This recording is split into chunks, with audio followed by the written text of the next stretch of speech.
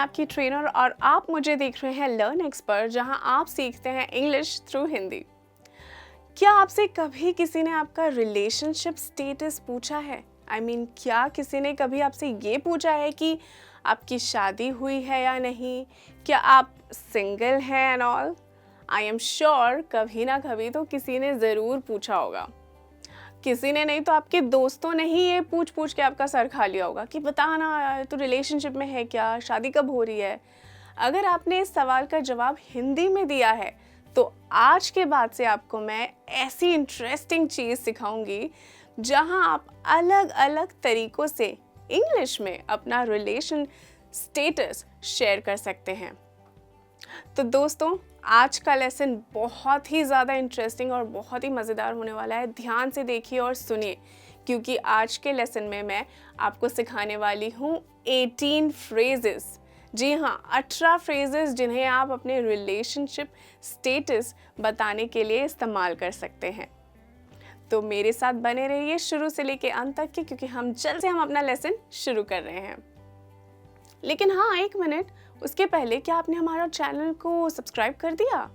अगर नहीं किया तो फिर देर किस बात की भाई, अभी चैनल को सब्सक्राइब करिए और हमारे साथ जुड़ जाइए, क्योंकि आपको बहुत ही इंटरेस्टिंग वीडियोस मिलेंगी, वो भी अलग अलग टॉपिक्स पर।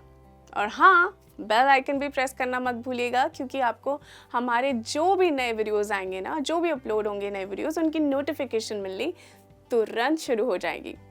तो चलिए लेसन शुरू करते हैं बिना देर किए। दोस्तों, अगर आप किसी रिलेशनशिप में नहीं हैं और अगर आपसे कोई आपका रिलेशनशिप स्टेटस पूछे तो आप क्या कहते हैं? आप ये कहते होंगे कि नहीं यार, मैं रिलेशनशिप में नहीं हूँ। लेकिन आज के बाद से आप कहेंगे I am single. I am single. इसका मतलब है कि मैं सिंगल हूँ, मैं रिलेशनशिप में नहीं हूँ। दोस्तों, कभी कभी ऐसा होता है कि हमारा कोई बहुत ही क्लोज़ फ्रेंड होता है, जिसके साथ हमने काफ़ी बातें शेयर की होती हैं, और जिसे अक्सर लोग ये समझ बैठते हैं कि यार ये दोनों हमेशा आपस में बात करते रहते हैं, इतने अच्छे दोस्त हैं, गर्लफ्रेंड बॉयफ्रेंड ही हैं। ऐसे में आप ये फ्रेज़ यूज़ करके लोगों को बता सकते हैं कि जी नहीं, हम सिर्फ अच्छे दोस्त हैं।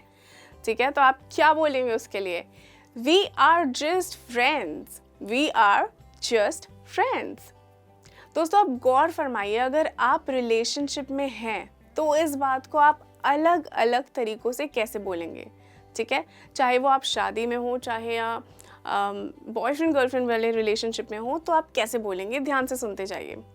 आप कहेंगे आई हैव अ बॉयफ्रेंड, या फिर आई हैव अ गर्लफ्रेंड, या फिर आप कह सकते हैं I am committed. I am committed यानी कि मैं किसी के साथ रिलेशनशिप में हूँ। उसको ऐसे भी कह सकते हैं I am dating. I am dating मतलब मैं किसी के साथ डेट कर रहा हूँ या मैं डेट कर रही हूँ। ठीक है, यहाँ तक के समझ में आया। अगर आपकी जल्दी शादी होने वाली है तो आप क्या कहते हैं कि मेरी जल्दी शादी होने वाली है? इसे आप इंग्लिश में कैसे कहेंगे? आई एम गेटिंग मैरिड। अब चाहे समझ लीजिए आप कुछ मंथ में हो रहे होंगे, या तो 1-2 महीने में हो रहे होंगे, तो आप कह सकते हैं I am getting married in 2 months। I am getting married in 4 months। यही बात आप दूसरे तरीके से भी कह सकते हैं। I am getting hitched. I am getting hitched मतलब मैं एक शादी के बंधन में बंधने वाला हूँ या बंधने वाली हूँ। आप देख रहे हैं ना कि एक ही चीज़ को आप कितने अलग अलग तरीक़ों से बोल रहे हैं। दोस्तों, अगर आपकी एंगेजमेंट हो चुकी है तब आप कह सकते हैं I M engaged. I am engaged, या फिर आप कह सकते हैं I am taken. I am taken मतलब मेरी एंगेजमेंट हो चुकी है और मैं ऑलरेडी रिजर्व्ड हूँ किसी के लिए। दोस्तों, अगर आप शादीशुदा हैं तो आप कह सकते हैं, ये वाला तो बड़ा सिंपल है, ये सबको पता होगा, काफ़ी कॉमन है। आई एम मैरिड मतलब मेरी शादी हो चुकी है, राइट? अगर आपकी शादी को कुछ समय बीत चुका है तो आप कैसे कहते हैं? जैसे आपको किसी ने पूछा कि रे कितना समय हो गया शादी को, तो आप इंग्लिश में कैसे कहेंगे? We have been married for 5 years, या फिर we have been married for 2 years, या तो फिर आप I have been married for a year. ठीक है, समझ में आ रहा है? अगर आप कपल में है तो वी बोलेंगे, आप अकेले ही बात कर रहे हैं तो आप आई करके इस्तेमाल करेंगे। दोस्तों, अगर किसी का डिवोर्स हुआ है या सेपरेशन हुआ है तब आप ये फ्रेज का इस्तेमाल कर सकते हैं। I M divorced, I am divorced. भाई इसमें कोई शर्माने की या एम्बैरसमेंट वाली कोई बात नहीं है। ऐसी भी बातचीत होती है तब आप इंग्लिश में इस तरह से बोल सकते हैं। आप एक और तरीके से बोल सकते हैं, जैसे कि I am just separated, I am just separated. दोस्तों, कई बार लोग अपने पुराने रिलेशनशिप से उभर ही नहीं पाते, यानी कि वो अपने एक्स पार्टनर की यादों में डूबे रहते हैं। तब कोई अगर उनसे उनका रिलेशनशिप स्टेटस पूछता है तो क्या बोलते होंगे? नहीं यार, मुझे बात नहीं करनी है, इस तरह की चीज़ें बोलता है, राइट? लेकिन अगर आपको स्मार्टली इंग्लिश में बोलना है तो आप क्या कहेंगे? I am not quite over my ex. I am not quite over my ex. मतलब मैं अभी भी उस मेरी पिछली गर्लफ्रेंड से या बॉयफ्रेंड से उभर नहीं पाया हूँ या पाई हूँ। फ्रेंड, बहुत बार लोग सीरियस रिलेशनशिप में नहीं पड़ना चाहते और चाहते हैं कि एक दूसरे को ये बात पता हो। तब कौन सा फ्रेज इस्तेमाल करते हैं? अब आप सोच रहे होंगे, जेनी हाँ ये बातें तो होती ही रहती हैं हमारे दोस्तों के बीच में, हम देखते ही हैं, लेकिन हमें तो नहीं पता था। तो आज आपको पता चल रहा है और ध्यान से सुनिए। आप कहेंगे I am not looking for something serious. I am not looking for something serious मतलब मैं कोई भी सीरियस रिलेशनशिप के बारे में नहीं सोच रहा या नहीं सोच रही। दोस्तों, अगर दो लोग एक घर में रह रहे हैं और रिलेशनशिप में हैं लेकिन शादीशुदा नहीं है तो वो ये फ्रेज यूज कर सकते हैं अपना रिलेशनशिप स्टेटस बताने के लिए।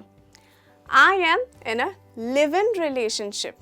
I am in a live in relationship. दोस्तों, इस पे से तो मूवी भी निकली थी अभी, अगर आपने देखी होगी तो आपको समझ में आ गया होगा कि लिव इन रिलेशनशिप होते क्या है।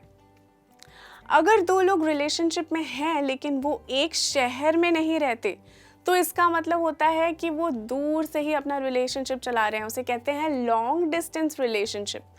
और अपना रिलेशनशिप स्टेटस बताने के लिए वो लोग ये फ्रेज इस्तेमाल कर सकते हैं, जैसे कि I am in a long distance relationship.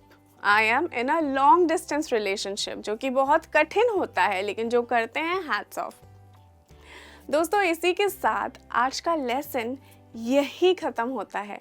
आज के लेसन के बाद उम्मीद करती हूँ कि आपको अपना रिलेशनशिप स्टेटस बताने में काफ़ी आसानी होगी और आप बहुत ही स्मार्टली इन सारे फ्रेजेस में से जो भी आपकी लाइफ में सूट करता है आप बहुत ही स्मार्टली बोलेंगे और आप लर्नेक्स को और जेनी मैम को याद करते रहेंगे।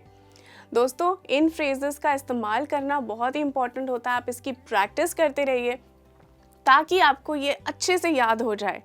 कभी आप अगर कंफ्यूज हो जाएं तो आप तुरंत ये लेसन देख सकते हैं और अपना रिलेशनशिप स्टेटस अपने आप को या किसी फ्रेंड को शेयर करना है तो आप ध्यान से कर सकते हैं।